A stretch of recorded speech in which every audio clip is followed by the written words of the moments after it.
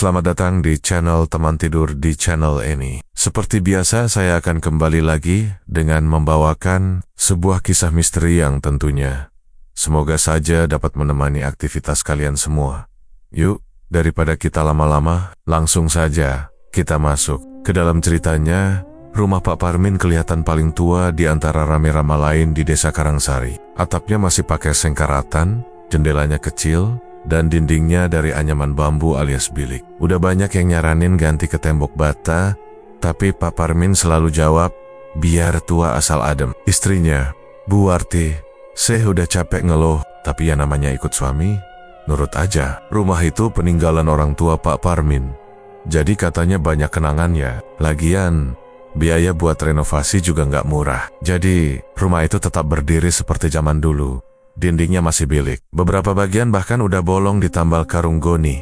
Sore itu Rika, anak bungsu mereka yang baru kelas 2 SD, lagi duduk di tikar dekat dinding ruang tamu. Dia main gambar-gambar pakai kapur tulis bekas sekolah. Tiba-tiba dia nengok ke arah tembok dan nyengir. Ada yang ngomong, "Mah," katanya sambil nyender ke dinding. "Ngomong apa nah?" Tonnya Bu Warti, dari dapur, gak jelas, kayak bisik-bisik. Tapi aku denger, katanya. Jangan percaya mereka. Bu Warti nyaris jatuhin piring. Jangan main-main Rika, itu cuma angin Rika semberet. Enggak, ini beneran. Tiap malam juga suka kedengeran dari balik tembok. Malamnya, pas semua udah tidur, Bu Warti mimpi aneh. Dalam mimpi, dia lihat rumahnya kebakar. Tapi anehnya, apinya nggak merah, warnanya hitam pekat, kayak asap tebal yang ngebakar dari dalam. Dia lihat Rika nangis di pojokan sambil nutup kuping, dan tembok bilik di belakangnya retak sendiri, keluar darah dari sela anyaman. Bu Warti langsung kebangun, keringat dingin ngalir dari pelipis. Dia lirik jam dinding, jam 3:15. Suaminya tidur ngorok kayak biasa. Dia tarik selimut dan baka-baka doa sebisanya. Tapi rasa gelisah nggak hilang. Besok paginya, dia cerita soal mimpi itu ke Parmin. "Mungkin kamu kecapekan," jawab Parmin sambil ngelinting rokok. Namanya juga rumah tua, wajar kalau kesannya serem. Ya, tapi kalau mimpi kebakaran, kan nggak enak, Min. Terus, Rika juga ngomong dia dengar suara dari tembok. Anak kecil mah imajinasinya kemana-mana. Jangan diambil serius. Udah, nggak usah dipikirin. Tapi kejadian aneh nggak berhenti sampai situ. 2 hari kemudian, pas Bu Warti masak di dapur, dia dengar suara kayak ada yang nyeret kaki dari belakang tembok. Padahal di balik tembok itu cuma kebun kecil. Waktu dia buka pintu keluar, nggak ada siapa-siapa, tapi tanah di dekat dinding basah kayak abis kena air. Padahal nggak hujan. Malamnya, Rika demam. Badannya panas banget, tapi dia nggak ngeluh. Justru dia ketawa-ketawa sendiri sambil ngomong. Dia bilang temboknya marah. Bu Warti langsung panik dan bangunin suaminya. Parmin akhirnya manggil Pak Tarjo, tetangga yang suka bantuin orang sakit lewat doa. Tapi begitu masuk rumah, Pak Tarjo langsung diem. Dia melirik ke tembok anyaman di ruang tengah dan geleng-geleng. "Ini rumah udah tua ya, Min?" "Iya." "Masih aslinya kenapa, Jo?" "Gak tahu. Temboknya berat, kayak nyimpen sesuatu." Parmin langsung berubah muka. Tapi dia masih coba tenang. "Kamu mau bantuin anak saya nggak?" "Mau, tapi tolong, selama saya doa, jangan ada yang deketin tembok itu dulu." Selesai doa-doa, Rika mulai baikan. Tapi malam nih ya, pas mereka lagi makan malam, suara dari dapur bikin semua orang berdiri. Krikik, bunyi tembok robek kayak disobek dari dalam. Parmin lari ke dapur. Dinding sebelah tungku rusak. Anyaman bambunya robek kayak dicakar. Tapi anehnya, gak ada tanda-tanda orang masuk. Lantainya bersih, gak ada jejak kaki, gak ada bekas kayu jatuh. Parmin masih berusaha rasional. Mungkin tikus atau binatang kecil yang nyusup dari luar. Bu Warti marah. Kalau tikus, masa bisa sobek dari atas sampai bawah? Ini jelas aneh, Min. Akhirnya, malam itu mereka tidur bareng di ruang tengah. Rika masih demam ringan, tapi udah gak ngomong aneh-aneh lagi. Parmin sendiri mulai ngerasa aneh juga. Hatinya gak enak, tapi dia masih gengsi buat ngaku takut. Jam 2 pagi, tiba-tiba angin gede masuk dari celah dinding. Tirai bergoyang, lampu kelap-kelip, dan bunyi angin. Mereka semua dengar suara pelan dari arah dapur. "Fitnah, fitnah." Kalian gak tahu apa-apa. Parmin duduk tegak, matanya merah, tapi dia gak bisa ngomong. Suara itu terus terulang. Makin pelan tapi makin jelas. Rika tiba-tiba bangun dan ngomong pelan, tapi bukan dengan suaranya. Kenapa gak bilang dari dulu kalau aku gak salah? Sejak kejadian tembok robek di dapur itu, suasana rumah Parmin jadi makin gak tenang. Rika, anak bungsu mereka, sering ngomong aneh pas tidur. Tapi yang bikin merinding, bukan cuma kalimatnya yang itu-itu aja, tapi nada suaranya. Gak kayak suara anak kecil. Aku gak pernah fitnah, aku cuma dituduh. Awalnya Parmin kira Rika cuma ngelindur, tapi kejadian itu terus berulang. Hampir tiap malam, jam 2 atau 3 pagi, Rika mulai ngoceh sendiri sambil merem. Kadang-kadang dia duduk di tempat tidur, matanya masih merem, tapi ngomong terus dengan suara berat. Parmin sama Bu Warti mulai panik, tapi bingung harus apa. Mereka gak berani cerita ke tetangga, karena takut dikira aneh-aneh. Satu malam, Parmin nekat masuk ke gudang masjid kampung. Dia ambil sepotong kain kafan bekas jenazah yang udah dipakai sekali, tapi belum dikubur bareng mayat, karena salah potong. Kain itu disimpan untuk darurat. Diambil diam-diam, minta izin cuma dalam hati. Pulang ke rumah, dia langsung gantung kain kafan itu di tembok ruang tengah. Maksudnya buat menutup gangguan yang muncul dari situ. Tapi hasilnya malah bikin makin kacau. Baru setengah jam kain digantung, tiba-tiba ruangan jadi pengap. Rika langsung kejong-kejong, teriak sambil guling-guling di lantai. Cabut itu! Cabut kainnya! Dia marah! Kain itu bau kematian. Parmin dan Warti panik. Mereka buru-buru cabut kain kafan itu dan buang keluar rumah. Begitu kain itu dilepas, Rika langsung pingsan. Nafasnya enjosinggozen, tapi tenang.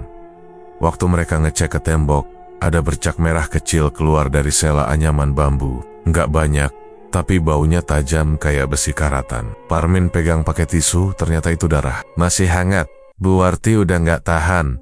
Dia duduk di sudut ruangan sambil meluk lutut. Kita harus ke orang pinter, Min. Ini udah nggak wajar. Rumah ini kayak mau makan kita. Parmin diam aja. Dia tahu istrinya nggak lebay, tapi dia juga bingung harus ke siapa. Ustadz yang biasa diminta tolong malah bilang rumah itu berat dan nyaranin buat pindah sementara. Malam berikutnya, Rika lagi-lagi ngomong sambil tidur. Tapi kali ini dia bukan cuma duduk. Dia berdiri, tubuhnya lemas, tapi matanya putih semua. Suaranya pelan, tapi jelas. Orang yang kamu percaya itu bohong. Aku dijebak, aku mati dituduh. Parmin dan Warti cuma bisa nangis. Mereka nggak ngerti siapa yang dimaksud. Tapi jelas, ada sesuatu di masa lalu rumah itu yang belum selesai. Besok paginya, Parmin coba cari info ke warung kopi depan gang. Dia ngobrol sama Pak Sardi, orang tua yang dulu sempat jadi pembantu kepala dusun. Pak Min, kalau boleh jujur, rumah sampean itu dulu nempel sama rumah Mbah Rono, masih ingat kan? Parmin ngangguk. Iya, rumah sebelah kiri. Tapi udah lama kosong. Waktu kejadian dulu, katanya keluarga itu pindah karena dituduh nyuri barang hajatan. Tapi saya sendiri nggak pernah lihat buktinya. Siapa yang nuduh, Pak? Waktu itu ya, almarhum bapak sampean yang pertama bilang ada. Yang katanya lihat bayangan orang masuk lewat celah tembok bilik. Parmin langsung lemes. Bapaknya udah meninggal 5 tahun lalu. Tapi kalau memang benar bapaknya yang mulai nuduh, bisa jadi ada dosa yang belum selesai. Apalagi kalau orang yang dituduh itu nggak bersalah. Malam harinya, Parmin duduk sendirian di ruang tengah. Dia nyalain lampu terang biar nggak kelihatan suram. Tapi bau anyir itu muncul lagi. Kali ini lebih kuat. Dia buka jendela, tapi angin malah masuk bawa aroma amis kayak darah. Tembok di depannya bergetar pelan. Dari sela anyaman, suara bisik muncul lagi. Bukan suara anak kecil, tapi suara perempuan tua. Jangan tutup aku, biar mereka tahu semuanya. Tiba-tiba lampu mati. Ruangan gelap. Parmin nyalain senter dari HP, dan dia lihat ada garis merah merembes di bawah tembok. Bukan cuma titik darah, tapi seperti aliran kecil dari sela-sela bambu. Parmin mundur pelan-pelan, lalu lari ke kamar. Dia bangunkan Bu Warti. Kita harus cari tahu siapa sebenarnya yang disalahin dulu itu. Mau tanya ke siapa? Ke siapa aja yang masih hidup dan tahu soal dulu. Rika malam itu tidur tenang, tapi wajahnya pucat. Dan sebelum tidur, dia sempat ngomong pelan, tapi jelas terdengar. Dia belum selesai. Dia tunggu sampai nama dia dibersihkan. Pagi-pagi Parmin udah duduk di jok motornya, pakai jaket tipis dan sarung tangan. Arah tujuannya cuma satu, rumah Pak Karno, mantan ketua RT di kampung itu. Orang tua yang dulu tinggal tepat 2 rumah dari rumahnya. Dan masih ingat jelas kejadian-kejadian lama. Rumah Pak Karno sekarang ada di dusun sebelah, lebih dekat ke sawah. Sejak pensiun dari jabatan RT, beliau pindah buat tinggal bareng anaknya. Meski udah sepuh, ingatannya masih kuat. Parmin tahu kalau ada orang yang bisa bantu ngungkit cerita lama, ya cuma Pak Karno. Sampai di sana, Parmin disambut langsung. "Loh, Pak Min, kok pagi-pagi kesini?" Parmin senyum, agak sungkan. "Nih, Pak Karno, maaf ganggu. Saya mau tanya soal masa lalu, soal rumah saya." Pak Karno langsung ajak masuk. Duduk di teras sambil nyeduh teh manis. Setelah basa-basi sebentar, Parmin mulai serius. Pak Karno masih ingat keluarga Mbah Rono. Suasana langsung agak sepi. Pak Karno meletakkan gelasnya perlahan. "Ingat Pak Min, kenapa? Saya nemu beberapa hal aneh di rumah.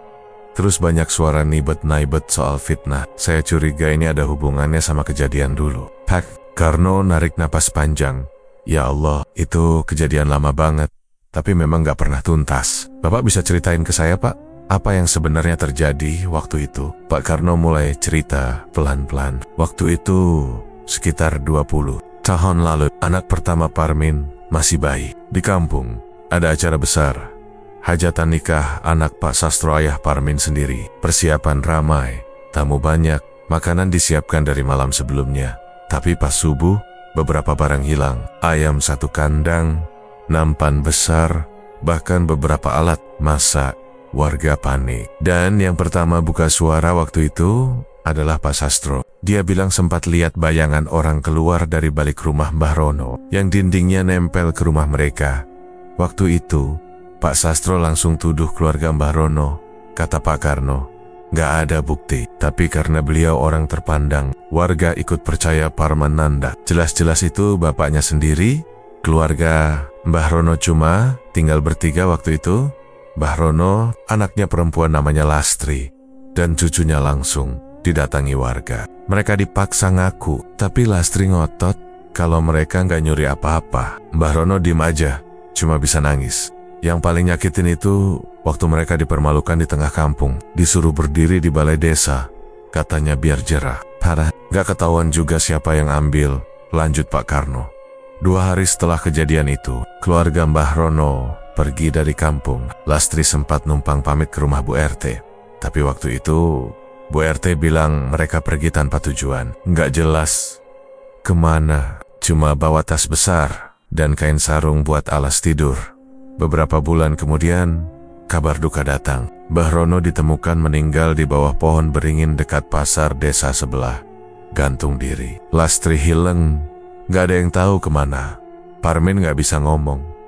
Tenggorokannya kering. Pak Karno, berarti bisa jadi mereka nggak salah. Saya sih dari awal ragu, tapi karena waktu itu Pak Sastro ngotot, warga ikut-ikut. Saya masih ingat waktu saya tanya ke dia, "Bapak yakin?" Dia cuma bilang, "Saya lihat bayangannya." Tapi kan bayangan belum tentu orang. Tiba-tiba semuanya masuk akal buat Parmin. Tembok yang nempel itu bisa jadi tempat orang sembunyi, tapi bisa juga tempat orang dipersalahkan. Dan sekarang, arwah mereka minta keadilan. Pak Karno tahu kemana Lastri pergi. Tanya Pakmin. Tapi dulu katanya, sempat numpang kerja di rumah Bu Lurah lama, sebelum pindah ke luar kota. Berarti, mungkin masih ada yang bisa saya cari. Pak Karno memandang Parmin lama. Kalau sampai sekarang gangguan itu masih ada, kemungkinan dia Pelem Tenen. Coba Pak Min, kalau memang ngerasa bersalah, sampaikan permintaan maaf. Setidaknya wakili almarhum bapakmu. Dosa fitnah itu berat. Parmin pulang dengan kepala penuh pikiran. Sepanjang jalan, suara Rika terngiang-ngiang lagi. Aku cuma dituduh. Sampai di rumah, dia langsung buka lemari tua di ruang belakang. Ada kotak besi kecil yang isinya barang-barang lama. Salah satunya, buku catatan bapaknya. Di situ, ada tulisan tanggal-tanggal acara hajatan dan daftar nama orang yang bantu hajatan, termasuk 1 nama yang dicoret, Lastri. Parmin kaget. Kenapa nama Lastri dicoret? Bu Warti yang ikut lihat juga bingung. Mungkin dia dulu bantu hajatan, terus malah dituduh nyuri, makanya dia sakit hati. Mungkin malamnya suara dari balik tembok muncul lagi. Tapi kali ini bukan cuma bisik-bisik. Parmin jelas dengar suara perempuan nangis. Bilangin ke semua orang, aku gak pernah nyentuh apa-apa. Tembok itu seolah jadi mulut yang terus bicara. Dan Parmin sadar, kalau dia gak mulai minta maaf atau nyari tahu kebenaran sampai tuntas, rumah itu gak bakal berhenti meneror. Hari Kamis sore, langit desa Karangsari mulai gelap. Meski belum waktunya hujan, angin dingin bertiup masuk lewat sela-sela bilik rumah Parmin. Rika duduk diam di depan televisi yang menyala tanpa suara. Matanya kosong, tapi tangannya gemetar. Parmin mondar-mandir di ruang tengah. Pikiran di kepalanya campur aduk. Sejak pulang dari rumah Pak Karno, ia belum bisa tidur nyenyak. Semua yang diceritakan soal Mbah Rono dan Lastri terus terngiang. Min, suara Bu Warti pelan dari dapur. Malam ini Jumat Kliwon? Iya, aku tahu, jawab Parmin sambil melirik jam dinding. Hampir, kalau kamu izinkan, malam ini aku mau tidur di rumah adik aja, kata Bu Warti. Agak ragu, Parmin ngelus kepala. Jangan War, kalau kita ninggalin rumah ini sekarang, dia bisa makin marah. Kita di sini aja, baca doa sama-sama. Mereka sholat maghrib berjamaah. Setelah itu, Parmin minta Bu Warti dan Rika untuk baca Al-Fatihah berulang-ulang. Gak lama, listrik tiba-tiba padam. Suara tek dari saklar terdengar, tapi bukan dari tangan siapa-siapa. Min, itu lampunya? Tanya Bu Warti, mulai tegang. Parmin bangkit ngecek saklar. Gak bisa dinyalain, kayak diputus langsung dari sumbernya. Rumah jadi gelap total. Cuma cahaya lilin dari dapur yang ngasih sedikit penerangan. Suasana makin mencekam. Angin dari luar makin kencang. Dan dari arah ruang makan, terdengar suara krek-krek-krek. Kayak bambu digerakkan dari dalam. Parmin pelan-pelan ngintip dari balik lemari kecil. Tembok bilik di ruang makan terlihat bergerak. Bukan bergoyang karena angin, tapi seperti bernafas. Bagian tengahnya naik turun pelan, seolah ada sesuatu di balik sana. Tiba-tiba, muncul bayangan seseorang. Tinggi, diam berdiri. Enggak sama sekali. Parmin langsung mundur dan menahan napas. Bayangan itu nggak punya wajah, cuma siluet hitam yang berdiri di antara meja makan dan tembok. War, jangan ke ruang makan dulu, bisik Parmin pelan. Tapi belum sempat Bu Warti jawab, badannya langsung limbung. Dia jatuh ke lantai sambil menjerit keras. Matanya mendelik ke atas, mulutnya terbuka lebar, lalu mendadak sunyi. Parmin panik, langsung menghampiri. Tapi saat dia deketin, Bu Warti duduk tiba-tiba, kepalanya miring, dan dari mulutnya keluar suara perempuan tua. Kalian pikir aku lupa? Aku nunggu dia ngaku, dia belum ngaku. Setelah teriak itu, Bu Warti muntah, tapi bukan makanan. Yang keluar dari mulutnya justru paku kecil, berkarat. Ada 3 batang. Parmin nyaris jatuh saking kagetnya. Rika menjerit dari sudut ruangan, tapi suaranya nggak keluar. Dia kayak tercekat. Bu Warti tergeletak lagi, nafasnya berat. Parmin buru-buru ambil air putih dan baca doa sebisanya. 5 menit kemudian, istrinya mulai sadar. Tapi mukanya pucat banget, bibirnya berdarah karena luka bekas paku tadi. Aku ngerasa dia masuk, Min. Suara Bu Warti gemetar. Dia bilang dia belum tenang, karena belum ada yang ngaku kalau dia cuman korban. Parmin duduk lemas. Tembok di ruang makan sudah tenang, tapi bau anyir kembali tercium. Kali ini lebih kuat, seperti darah basi dan keringat manusia. Malam itu, nggak ada yang tidur. Parmin berjaga sambil baca-baca doa, meski bacaannya masih banyak yang salah, karena memang bukan orang pesantren. Rika ketiduran karena kecapekan, tapi matanya sempat bergerak-gerak dalam tidur. Seperti mimpi buruk. Jam menunjukkan pukul 2:15. Tiba-tiba, lilin padam sendiri. Bukan karena angin, tapi seperti dicubit mati.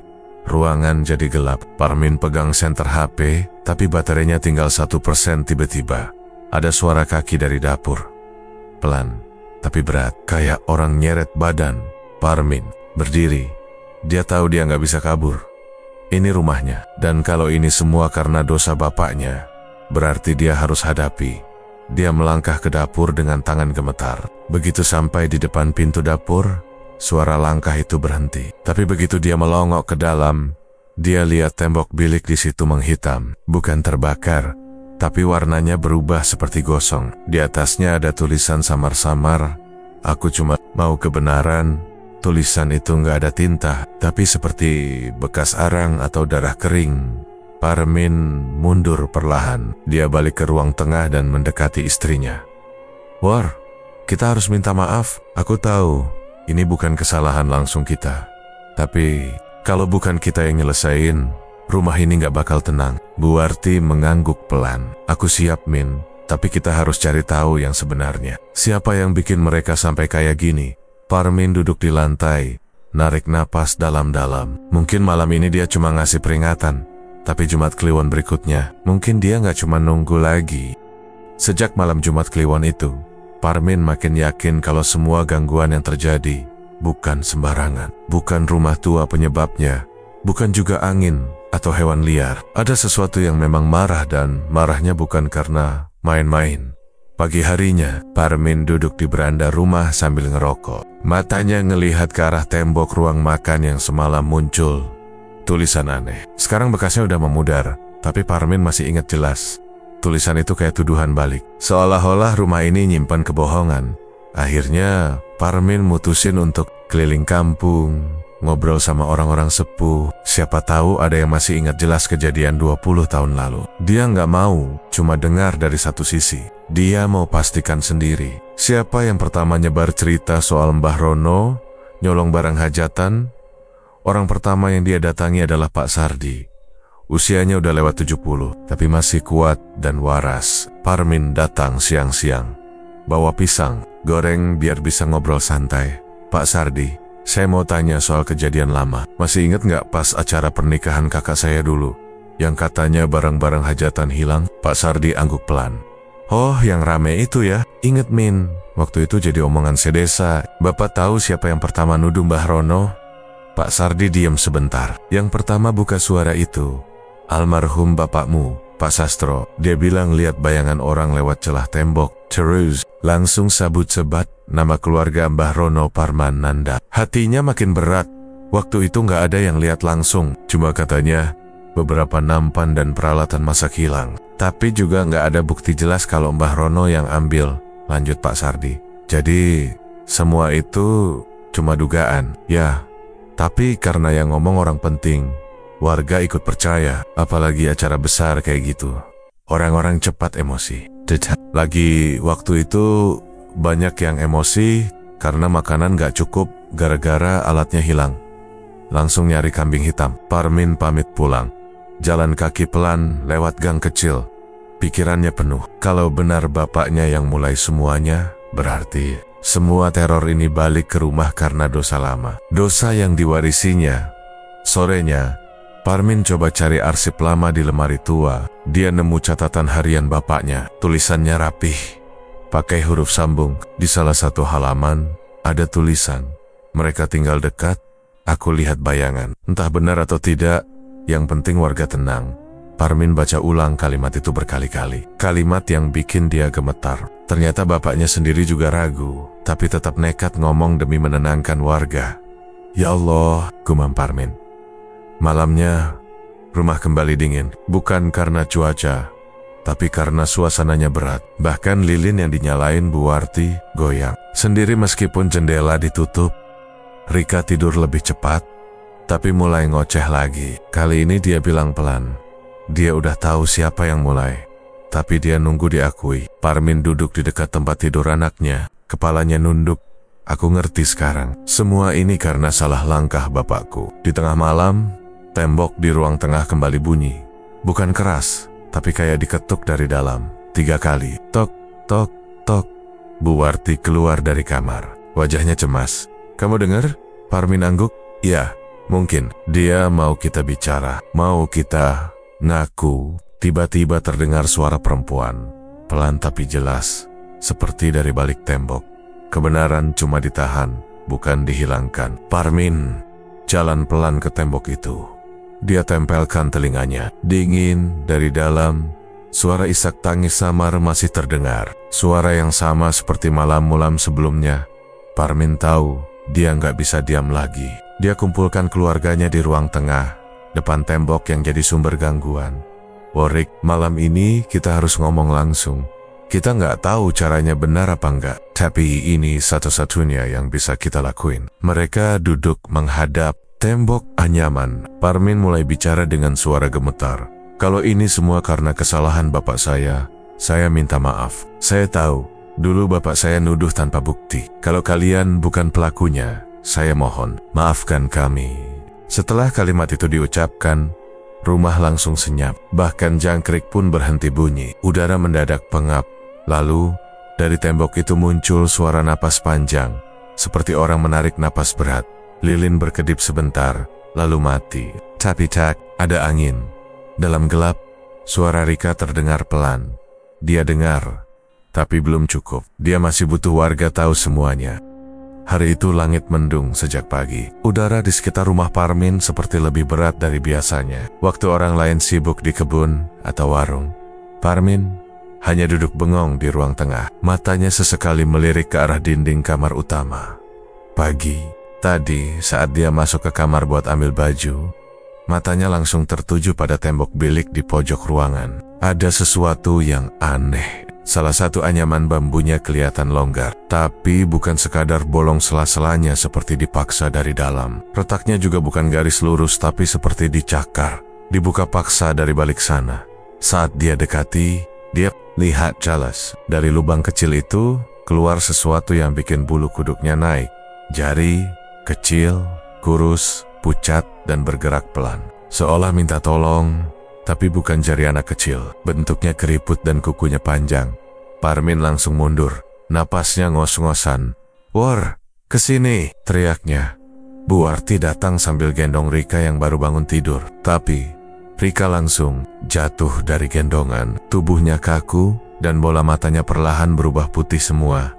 Dengan suara serak seperti orang tua, Rika bicara, "Kalian hancurkan hidupku. Sekarang rumah ini yang akan hancur satu-satu." Bu Warti menjerit dan langsung peluk anaknya. Tapi Rika diam seperti boneka. Tubuhnya dingin dan pandangannya kosong.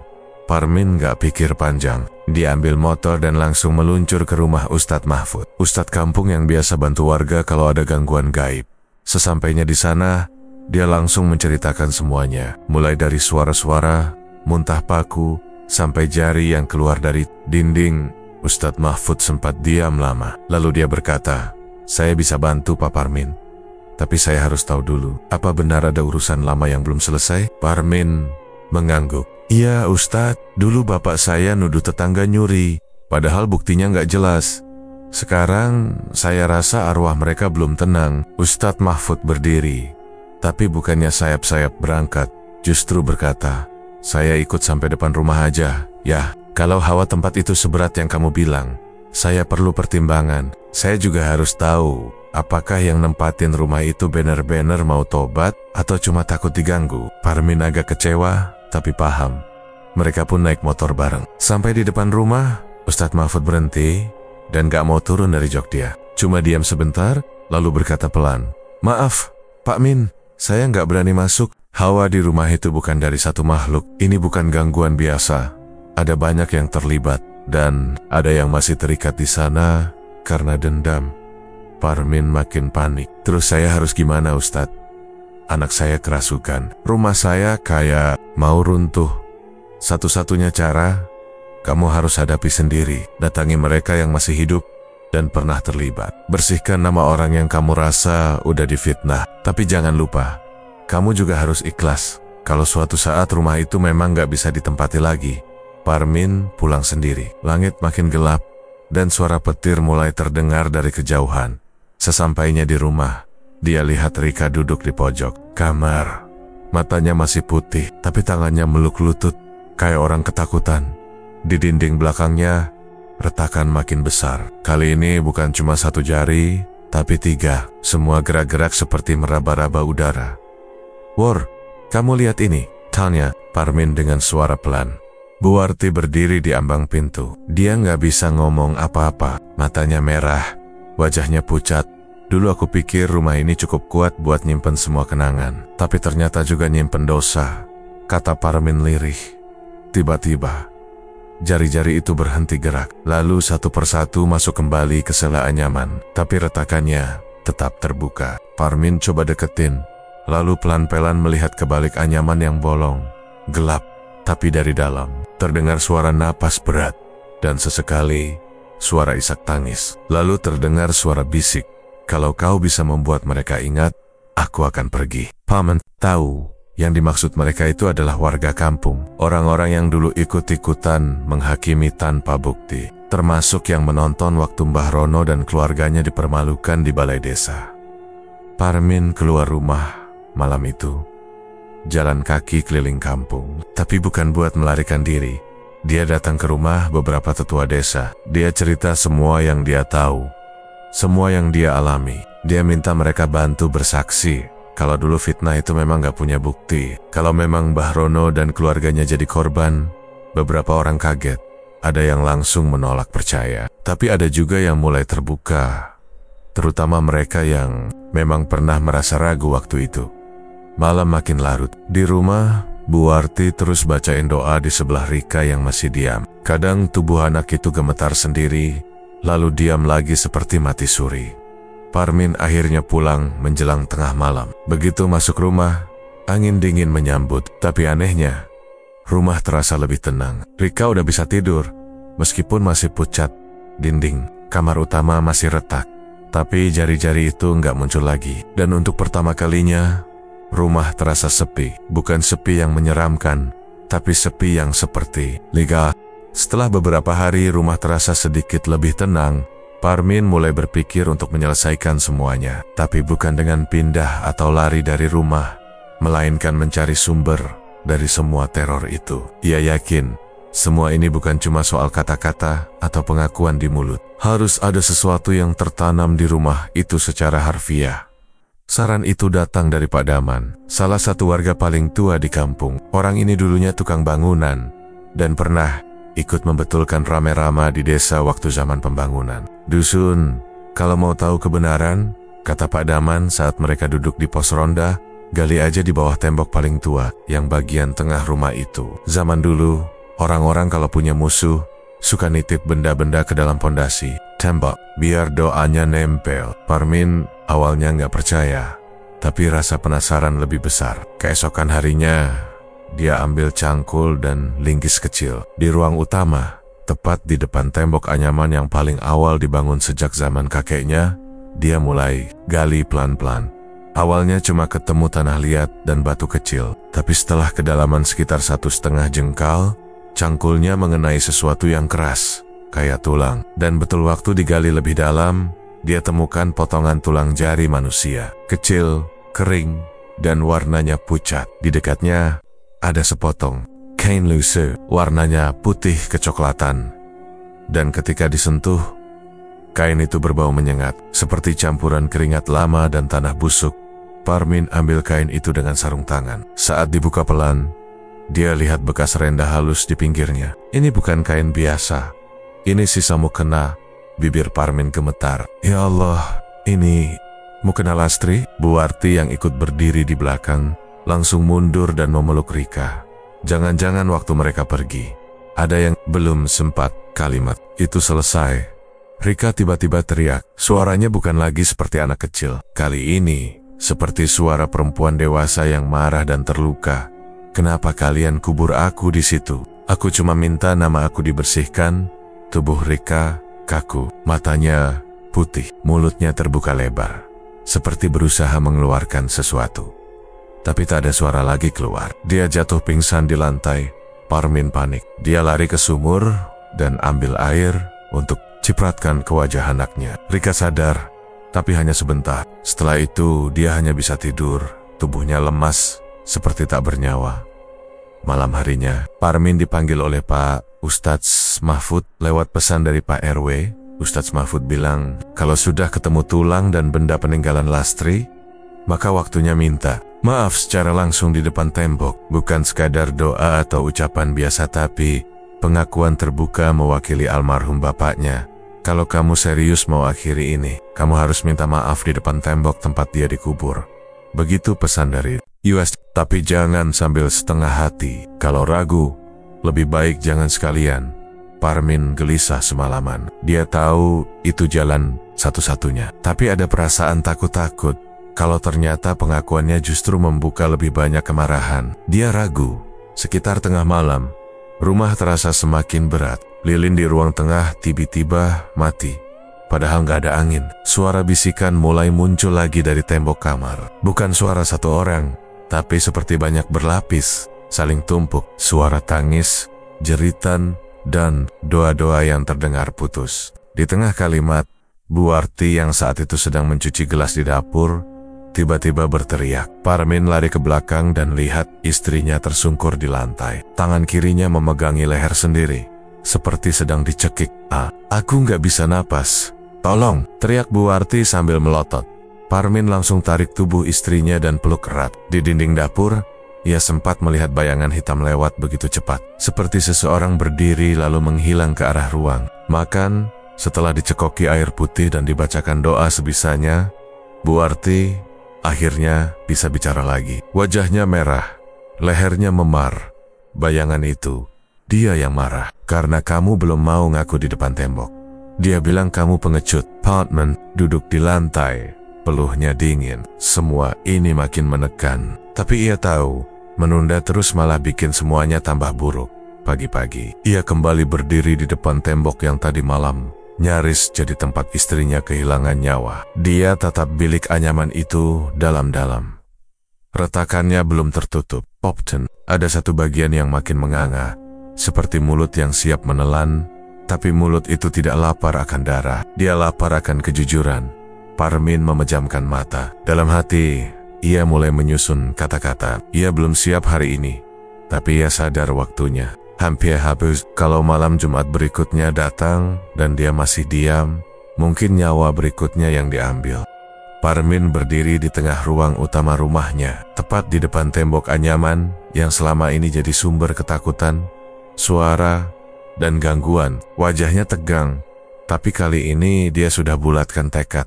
Hari itu malam Jumat lagi. Setelah semua yang terjadi, Parmin tahu dia nggak bisa lari lagi. Terlalu banyak pertanda, terlalu banyak peringatan, dan yang terakhir, hampir merenggut nyawa istrinya. Pagi tadi, dia keliling kampung, menyampaikan undangan kecil ke beberapa tetangga. Bukan undangan hajatan, bukan juga tahlilan, tapi undangan untuk hadir dan menyaksikan permintaan maaf terbuka. Parmin sudah siap buka suara, mengakui apa yang sebenarnya terjadi. Menjelang maghrib, beberapa warga mulai datang. Ada Pak RW, Pak Daman, Bu Erni, tetangga depan rumah, dan juga beberapa pemuda yang penasaran. Mereka duduk lesehan di ruang tamu. Rumah Parmin, suasananya canggung, gak ada yang berani ngomong keras-keras. Semua tahu rumah itu bukan rumah biasa lagi. Rika duduk di pangkuan ibunya. Matanya sudah normal, tapi dia masih sering melamun. Kadang-kadang ia seperti menahan tangis tanpa alasan. Parmin mulai bicara setelah semua yang diundang duduk. Saya tahu, banyak dari kalian yang heran kenapa saya undang kalian ke rumah malam ini. Bukan buat makan-makan, bukan syukuran, tapi buat sesuatu yang lebih penting dari itu. Suasana makin hening. Lilin kecil menyala di pojok ruangan. Parmin berdiri menghadap tembok anyaman di ruang tengah. 20 tahun lalu, di kampung ini, ada keluarga yang dituduh nyolong barang hajatan. Keluarga Mbah Rono, banyak dari kita tahu itu, tapi kita semua diam. Kita ikut percaya, karena yang nuduh adalah bapak saya sendiri, almarhum Pak Sastro. Parmin menunduk sebentar, suaranya sedikit gemetar. Sekarang, saya tahu, itu semua tanpa bukti. Cuma karena bayangan lewat, bapak saya nuduh Mbah Rono dan anaknya, Lastri. Dan gara-gara itu, mereka pergi dari kampung ini dalam keadaan malu. Sakit hati, Mbah Rono meninggal, Lastri hilang entah kemana, dan saya percaya sebagian dari mereka masih ada di sini. Bukan badannya, tapi jiwanya terikat karena nama mereka belum dibersihkan. Beberapa warga saling pandang. Bu Erni bahkan mulai mengusap matanya. Jadi malam ini, saya minta maaf. Saya akui dosa bapak saya, dan saya yang sekarang mewakili keluarga kami untuk minta maaf. Ke arwah Mbah Rono, ke Lastri, dan ke semua warga yang pernah ikut-ikutan percaya pada fitnah itu. Parmin lalu duduk bersila tepat di depan tembok. Dia buka sedikit sajadah kecil, lalu mulai membaca doa pendek. Warga ikut menundukkan kepala. Suara Parmin pelan, tapi jelas. Bukan seperti orang baca doa biasa, tapi kayak orang ngobrol dari hati. Kalau kalian masih di sini, saya mohon, maafkan. Saya akan bicara ke warga-warga lain bahwa kalian tidak pernah bersalah. Saya akan sebutkan nama kalian dengan hormat. Saya akan kembalikan kehormatan yang dulu dirampas. Tak lama setelah itu, terdengar suara aneh dari dalam tembok. Bukan keras, tapi cukup jelas seperti kayu tua yang mulai retak. Warga mulai menoleh. Bu Erni bahkan mundur sedikit. Tembok bilik itu mulai bergerak. Retakannya melebar pelan. Lalu dari tengga-tengganya muncul angin dingin. Bukan angin biasa. Bukan dari luar rumah. Angin ini seperti keluar dari perut dinding, membawa bau tanah, keringat lama, dan sedih.